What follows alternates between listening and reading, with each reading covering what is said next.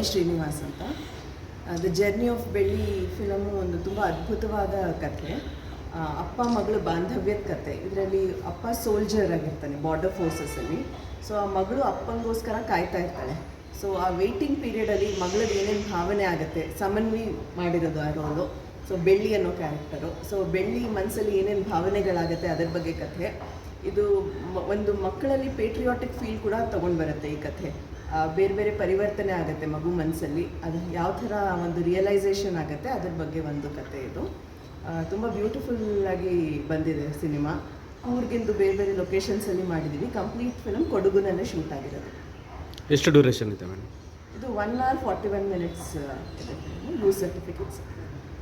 ನನ್ನ ಹೆಸರು ಸಮನ್ವಿ. ನಾನು ದ ಜರ್ನಿ ಆಫ್ ಬೆಳ್ಳಿದಲ್ಲಿ ಲೀಡ್ ರೋಲ್ ಮಾಡಿದ್ದೀನಿ.